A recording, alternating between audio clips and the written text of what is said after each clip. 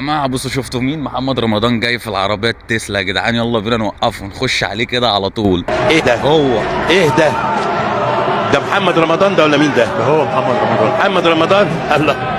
النجم محمد رمضان. على الكسفة اللي انت فيها يا حازم. السلام عليكم. عليكم السلام ورحمة الله وبركاته. امال محمد رمضان فين؟ محمد رمضان؟ النجم محمد رمضان. لا مش ماله محمد رمضان؟ دي عربيه الفنان محمد رمضان؟ لا يا باشا دي عربيتي انا. حاجة زي الفل وبارك الله فيما رزق. عربيتك انت؟ اه. بسم الله ما شاء الله، بسم الله ما شاء الله. اصل انا عارف ان محمد رمضان معاه واحده زي دي. لا وانا كمان. وانت كمان. أسرة مع بعضينا. طب حضرتك مين يعني؟ بسم الله ما شاء الله، ما دام انت مش محمد رمضان، كنت فاكرك محمد رمضان. محمد النمر. محمد النمر، ما رحناش بعيد برضه، عيله النمر برضه طبعا محمد رمضان. طب عايزين نعرف من حضرتك يعني بتشتغل ايه بسم الله ما شاء الله عشان تركب عربيه زي دي؟ تعتقد انا بشتغل ايه؟ اكيد رجل اعمال، اكيد رجل اعمال. امال هم رجال الاعمال اللي بيركبوا العربيه دي؟ لا محامين برضه. مين؟ محامين. حضرتك محامي؟ الحمد لله. حبيبي بتاع الغلابة. انت مستغرب ليه كده؟ لا اصلا انا اللي اعرفه عن المحامي، انا اكتر محامي عرفته كان راكب ار بي، ويوم ما اتطور ركب لها غاز. كلام صحيح. لا مفيش الكلام، في محامين تركب احسن من كده بكتير. بسم الله ما شاء الله. بسم الله. قلت لكم في امل، في امل. حضرتك طبعا اكيد محامي من اسره غنيه جدا. لا تمام، اسره عاديه جدا يعني. بس لا انا محامي، وده من شغلي يعني ومن اجتهادي انا في المهنه، عشان انا بحب المهنه. يعني حضرتك مش من اسره غنيه؟ لا. قلت لكم في امل يا جماعه. حضرتك عملت ايه مثلا في شغلك عشان توصل بسم الله ما شاء الله ان انت تبقى غني كده؟ حضرتك عملت ايه عشان بسم الله ما شاء الله تركب العربيه دي؟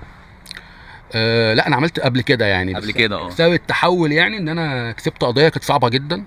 وقدرت اثبت فيها حق الموكل بتاعي. وخدت اتعاب كويسه جدا الحمد لله. هي دي الصفقه يعني هي دي البدايه. خدت فيها قد ايه؟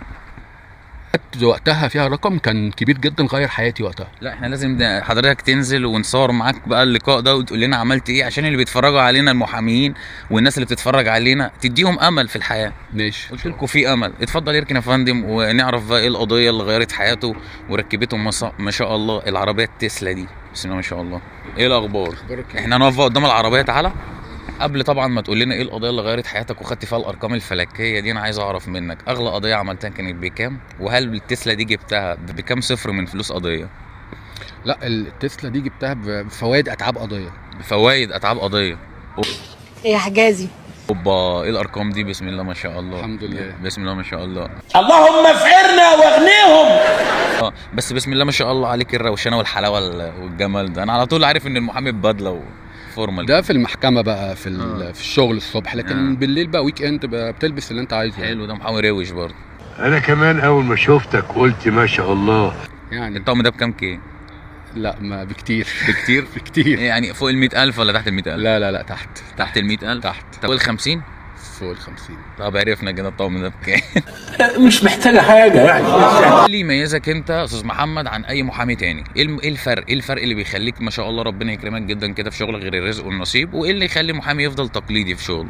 ايه اللي يميزك انت عن اي محامي عادي؟ يعني ايه اللي يخليك مثلا غير طبعا ان هو رزق وربنا كرمك، ايه اللي يخلي المحامي اللي يبقى عنده شغل كتير وربنا يكرمه ويسمع غير المحامي العادي؟ هو طبعا غير الاجتهاد وان انت تكون حابب الشغلانه دي اهم حاجه جدا عشان تقدر تدوس فيها كويس. ان انت تبقى عارف المحاماه دي قايمه على ايه. هي المحاماه زي الشطرنج يا شعر. يعني ان انت لازم تكون بتتوقع كل خطوه الخصم بتاعك هيعملها. تمام. لازم عشان تكون جاهز ليها. وفي نفس الوقت تتوقع برضو ردود افعال المحكمه، ردود افعال الخصوم. القضيه هي مش خطوه واحده، القضيه كذا خطوه، وانت مدى شطارتك ومدى تتوقع الخصم هيقدر يعمل ايه في الخطوه الجايه عشان تكون جاهز ليها. رد فعل المحكمه، رد فعل القاضي، رد فعل النيابه في القضايا الجنائيه. لو انت توقعت صح هتقدر تشتغل على القضيه صح. ميزه المحامي الشاطر ان هو طبعا يبقى حافظ الثغرات القضيه وحافظ المحامي الخصم بتاعه يقدر يعمل ايه عشان يكون جاهز. لان لو اتفاجئ باجراء او بخطوه هو ما كانش عامل حسابها هيبقى الموقف بتاعه سيء جدا. فعشان كده دي مدى كفاءه المحامي الصح، ان هو يتوقع خصمه يقدر يعمل ايه. ده بصفه عامه يعني. فاي قضيه لازم تبقى دارس الموضوع كويس. دي حقيقه. عايزين نعرف منك بقى القضيه اللي غيرت حياتك كان فيها كام صفر؟ وايه اللي حصل لك وكسبت منها بقى اللي غيرت حياتك دي؟ عملتها ازاي وكان فيها ايه؟ قضيه لراجل اعمال كويتي مش ليه هو لابنه.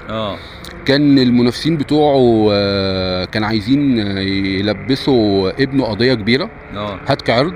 ليه بقى؟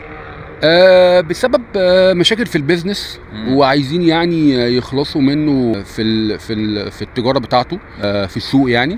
فعملوا الحوار ده لابنه، فده طبعا كان موقفه سيء جدا يعني. والقضيه دي كانت بره مصر، ما كانتش جوه مصر. انا كنت انضميت للفريق المحامين بتاعه، بس انا الحمد لله اشتغلت على القضيه بطريقه تانية خالص بره الورق.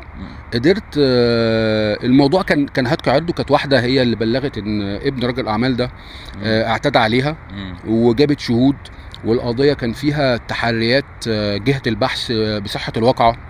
وللاسف ابن راجل الاعمال ده كان موقفه سيء جدا جدا.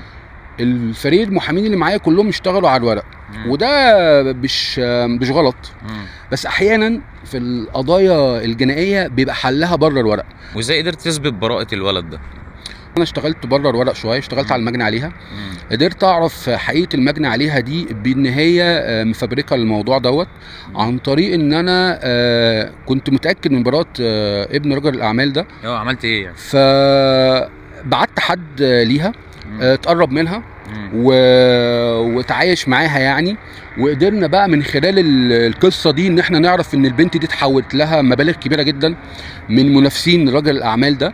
وقدرنا نثبت بقى بحاجات تكنولوجيا حديثه ان هي بتتواصل معاهم هاتفيا وعن طريق وسائل التواصل الاجتماعي.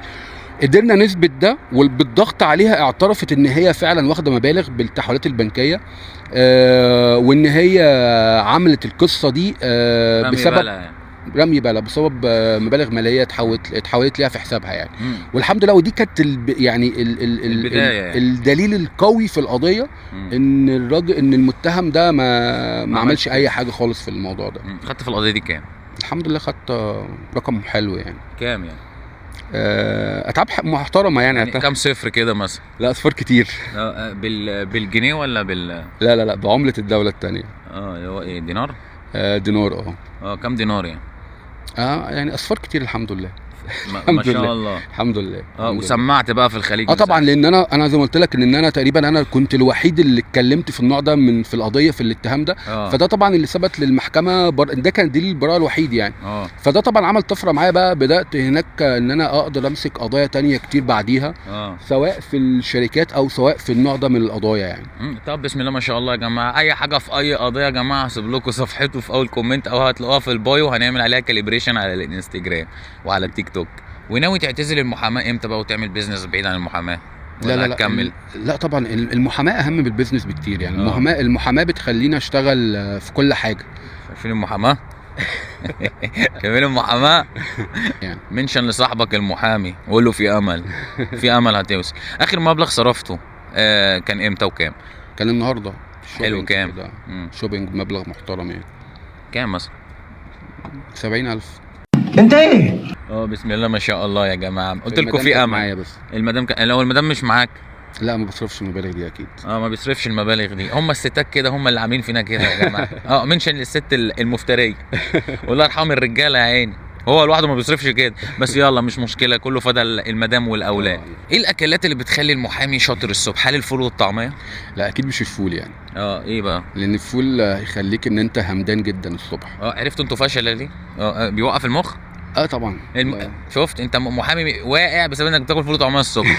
المفروض ياكلوا ايه الصبح المحامين؟ حاجه خفيفه. زي ايه مثلا؟ ياخد كوفي كده الصبح قبل ما يروح المحكمه.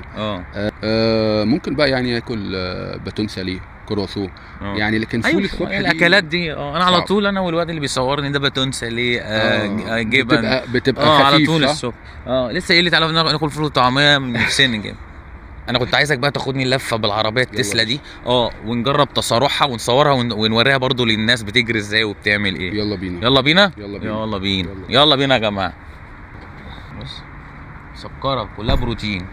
ده زرار من هنا بتفتح ماشي، عشان انا عارفكم بتركبوا تسلا كتير. الشاشه هي العربيه كلها شاشه. شاشه. ما شاء الله يا جماعه الكاميرا بتاعتها بتاعت الشاشه احسن من الايفون 17. هي 360 بتجيب لك 360 فيها درجة. حوالي 8 كاميرات. 8 كاميرات. بتصور 24 ساعه سواء انت ماشي وانت واقف. حلو جدا. بتسجل كمان. شوف اصلا مين اللي حوالين العربيه وايه اللي جواه. طيب وده ايه بقى؟ ده ده كده ده الفتيس. لا تطلع قدام. مش انت زي الكوريكا فرج. كده قدام خلاص. كده قدام تطلع قدام. طب وهنا كده باركنج وكده ترجع بقى لورا. وكده ورا. ايه ده كده يا جماعه؟ كل حاجه بالشاشه. تكنولوجيا. بجيب السبورت. السبورت فيها سبورت. اوعى.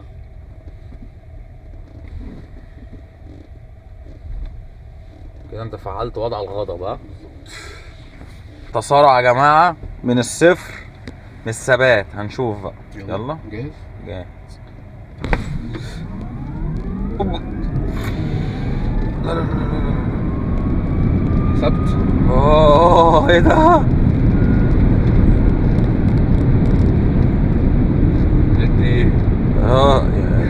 لا انا بس ده مخيف. انا متهيألي اقل من ثانيتين